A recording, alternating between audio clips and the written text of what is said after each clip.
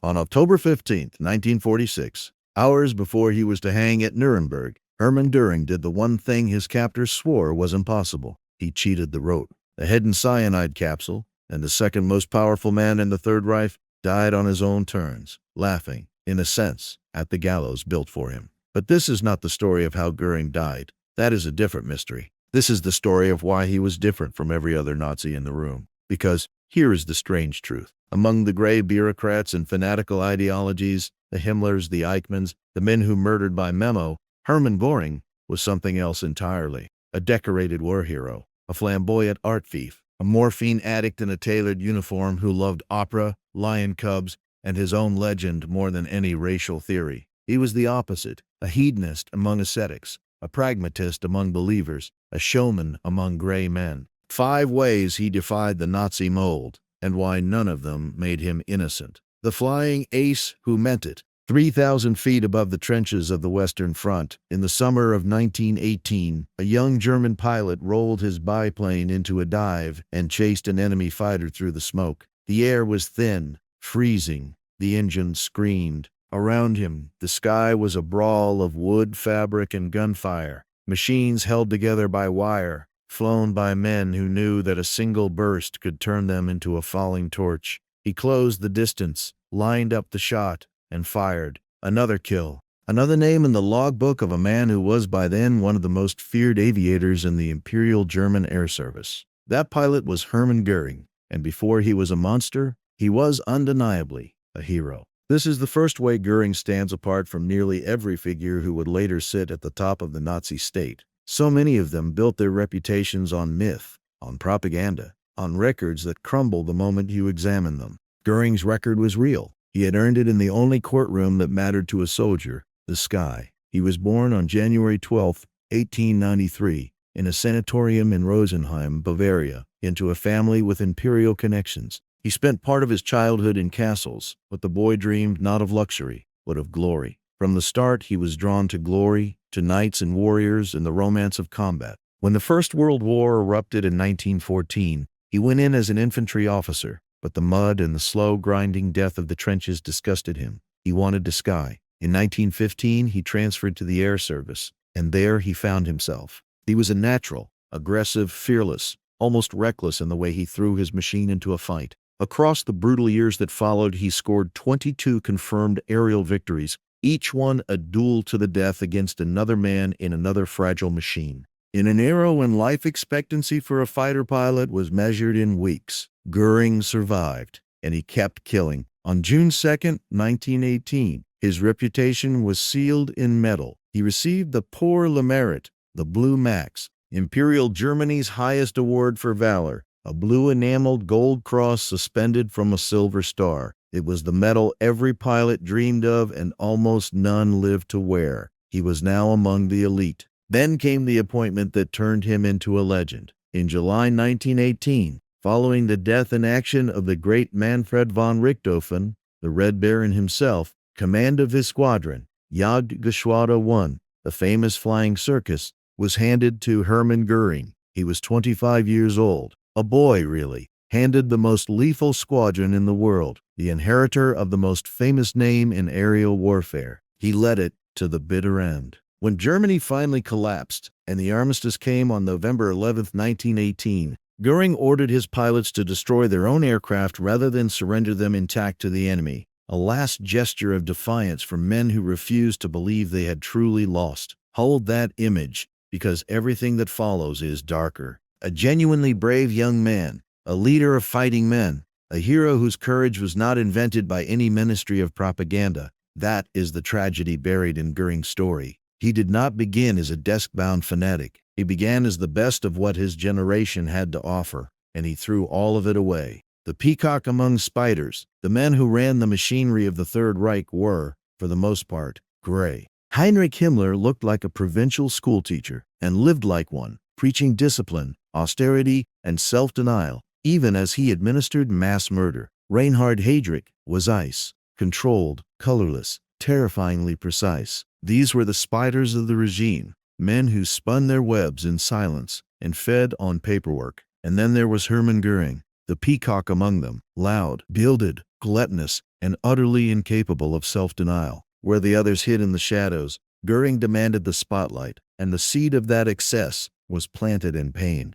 On November 9, 1923, marching beside Hitler in the failed beer hall push, Göring was shot, a bullet tearing into his upper thigh and groin. The wound was serious, and the treatment that followed, prolonged, unregulated, reckless, gave him morphine. He never let it go. Through the lean years of the Nazi struggle and into the heights of power, the addiction grew within. That single bullet on a Munich street planted an addiction that would spread across the next 2 decades, swelling his body, clouding his judgment, and softening the lean young aviator into the bloated figure the world would come to mock. But in the years of the Nazi rise, Göring was something the party desperately needed, a respectable face. He had charm, he had a war hero's prestige, he had connections to aristocrats, industrialists, and conservatives who would never have shaken hands with a street thug. He was the man who could make Nazism look almost civilized over dinner. While others snarled, Göring smiled, and the German establishment let him in.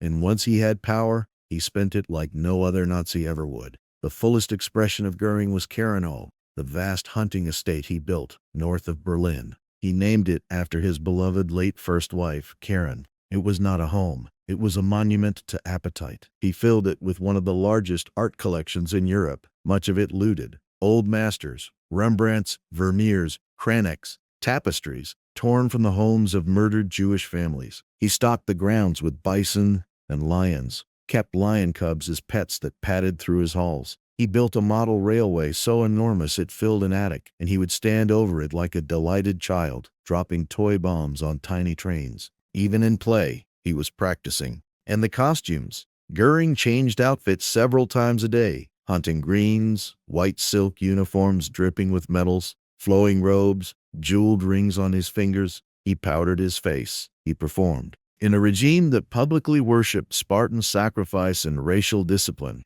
Göring was an emperor of indulgence, and he didn't care who saw it. This was the great contradiction of his power. Himmler preached that the SS man should own nothing and desire nothing. Göring desired everything and took it. And yet his excess only made him more popular with ordinary Germans, who saw in him a kind of jovial, larger-than-life figure. The Dickie, the fat one, almost a national mascot. The rewards piled as high as his appetites. On July 19, 1940, after the fall of France, Hitler created a rank for him alone, Reichsmarschall, Marshal of the Empire, raising him above every other officer in Germany. And on June 29, 1941, Hitler made it official and permanent by decree. Hermann Göring was named his successor, the designated heir to the entire Reich. The peacock now stood second only to the Führer himself. But appetite, it would turn out, was not the same thing as belief.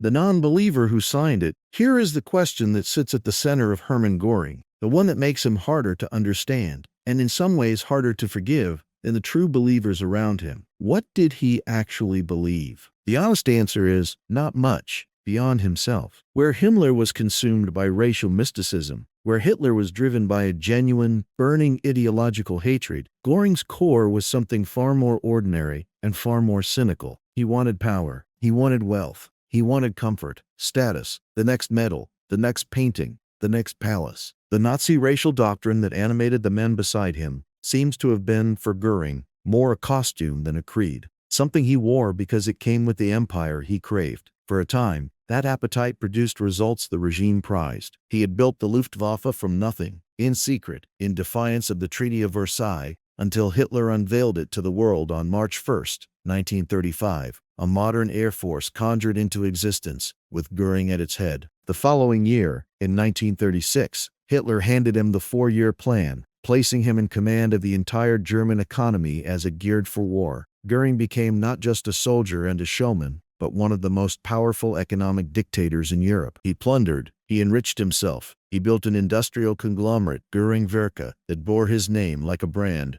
and then comes the document that destroys any temptation to soften him. On July 31, 1941, Hermann Göring signed an authorization addressed to Reinhard Heydrich, chief of the Reich Security Main Office. In it, he instructed Heydrich to make all necessary preparations, organizational, logistic, financial, for a providential legal total solution, a final solution of the Jewish question across the German sphere of influence in Europe. He ordered Heydrich to submit a comprehensive plan for carrying it out. The document read, in part, "To carry out the total solution of the Jewish question, I hereby charge you with making all necessary preparations." Read that again and understand what it means. This was not a fanatic scrawling his hatred into the record. This was a calculating, pragmatic, self-interested man, a man who loved opera and art and lion cubs, putting his signature to the bureaucratic green light for the murder of millions of human beings. That single piece of paper became one of the foundational documents on the road to Auschwitz.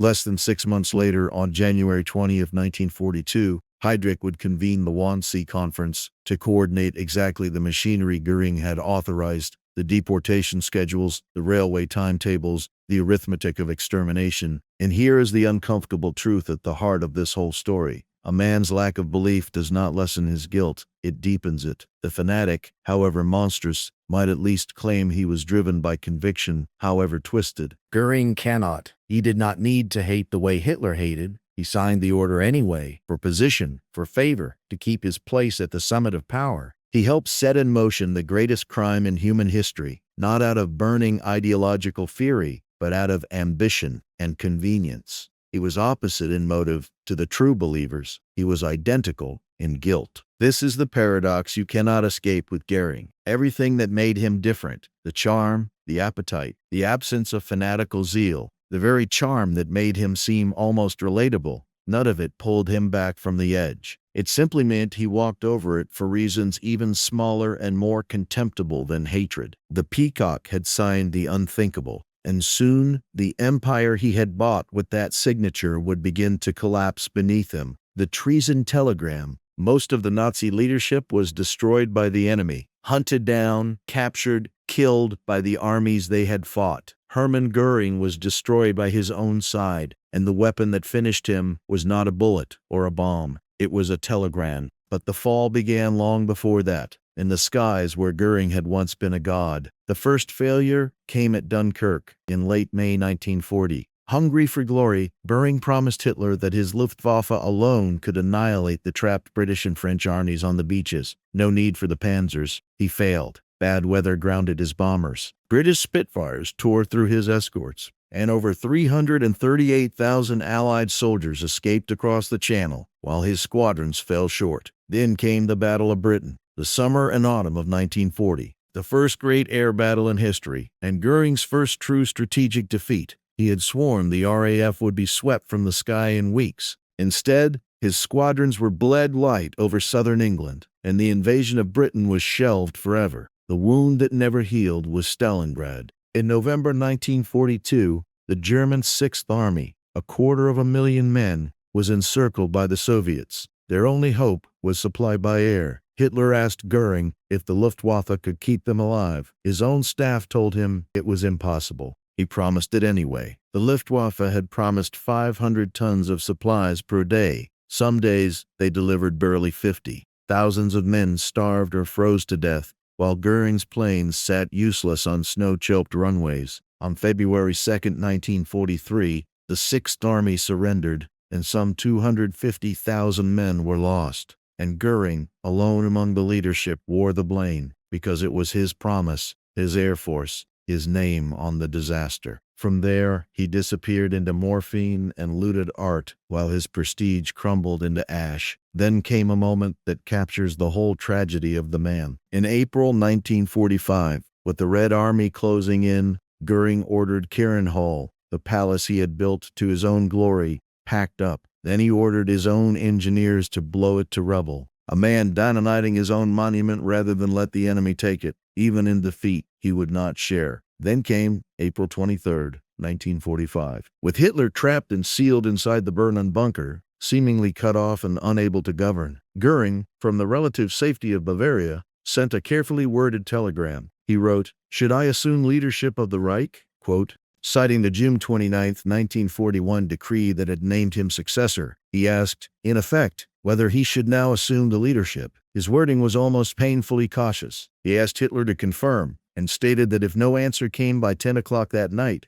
he would assume Hitler had lost his freedom of action and would act as his deputy for the good of the nation. He believed he was acting as the lawful heir, doing his duty, saving what could be saved. But the telegram did not reach a clear-eyed Hitler. It reached Martin Bormann, Göring's oldest rival, the spider who had spent years coveting his power, waiting for this moment. Bormann carried it to Hitler not as a loyal successor's question, but as treason, proof that Göring was seizing power while the Führer still breathed, an ultimatum delivered in the regime's final hour. Hitler erupted. Within hours, the man who had been the second most powerful in the Reich was stripped of every office, every title, expelled from the party, and placed under arrest by the SS at the Obersalzberg. The hero of the air, the Reichsmarshal, the heir, undone not by the Allies, but by a few twisted lines of his own telegram. The man who cheated the rope, somewhere in the Palace of Justice at Nuremberg, hidden through months of captivity, through strip searches, twice a day, every day, through the most watched imprisonment of the 20th century, was a single small brass cartridge containing a glass vial of cyanide. No one knows for certain how Hermann Goring kept it, in a jar of skin cream, in the lining of a boot, slipped to him by a sympathetic guard. Some believe a guard named Herbert Lee Stivers passed it to him. Others think Goring hid it inside a package of Christmas candy. The truth died with him, but he had it. He always had it, and he was saving it for the one moment that mattered most. That capsule is the key to understanding how Goring died, and why, even in death, he was the opposite of every other Nazi leader. When the Americans captured him on May 7, 1945, he arrived a wreck, bloated, addicted, a grotesque echo of the flying ace he had once been. But in custody, something extraordinary happened. The prison doctor slowly weaned him off the morphine he had leaned on for over 20 years, and as the fog lifted, the old mind came back, sharp, fast, dangerous. At Nuremberg, while the other defendants collapsed, Göring rose. Ribbentrop crumbled. Hess retreated into apparent amnesia. Teitel wept and pleaded that he had only followed orders. But Göring did the unthinkable. He defended the regime. He sparred with the prosecutors, ran circles around their questions, turned the witness stand into a stage. He was unrepentant, quick, and unsettlingly persuasive. So much so that the chief American prosecutor, Robert H.